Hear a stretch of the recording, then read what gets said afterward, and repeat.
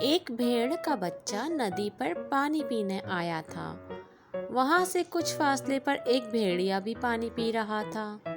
अभी उस बच्चे ने चंद घूंट ही पिए थे कि भेड़िया उसकी तरफ आया और बोला, तो पानी गंदा क्यों कर रहे हो? देखते नहीं मैं पानी पी रहा हूँ। भेड़िए के बच्चे ने, जैसे मेमना भी कहते हैं, डरते हुए कहा, जनाब, पानी तो आपकी तरफ से मेरी तरफ आ रहा है। भेड़िया गरज कर बोला, तुमने पिछले साल मुझे बुरा भला क्यों कहा था? जनाब, पिछले साल तो मैं पैदा भी नहीं हुआ था। मेरी उम्र तो अभी सिर्फ 6 महीने है। फिर वो तुम्हारा भाई या बाप होगा। भेड़िए ने कहा और मेमने पर हमला करके उसे खा गया। कुछ टाइम बाद मेमना का छोटा भाई भी बड़ा हो गया। वो अक्सर अपनी माँ से अपने बड़े भाई के बारे में पूछा करता, तो उसकी माँ उसे ये कहानी सुनाती और साथ ही ताकीद करती कि नदी पर पानी पीने ना जाना। तो फिर मैं कहाँ पानी पीऊँ? वो पूछता, यहाँ तो सिर्फ बहती नदी है।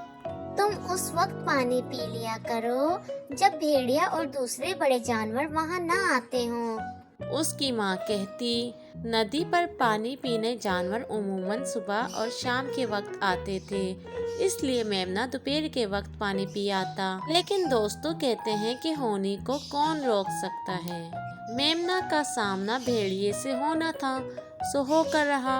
हुआ कुछ इस तरह कि एक दोपहर मेमना नदी पे पानी पी रहा था कि उसे दूसरी तरफ से भेड़िया अपनी तरफ आता दिखाई दिया। मेमना संभल कर खड़ा हो गया।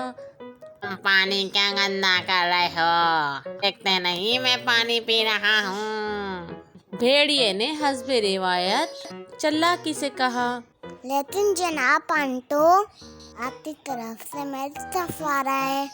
मेमने ने कहा, तुमने पिछले साल मुझे बुरा भला क्यों कहा था? भेड़िए ने पुरानी चाल चली, जनाब, वो मैं नहीं, मैं बड़ा भाई था और आपने उस बेचारे तो खा लिया था।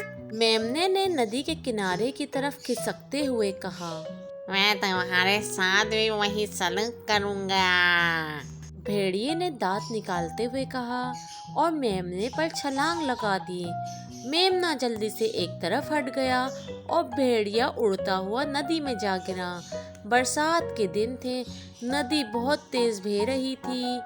भेड़िए ने तैर कर किनारे पर आने की बहुत कोशिश की, मगर पानी का तेज बहाव उसे दूर बहा ले गया। देखते ही देखते भेड़िया पानी में डूब गया।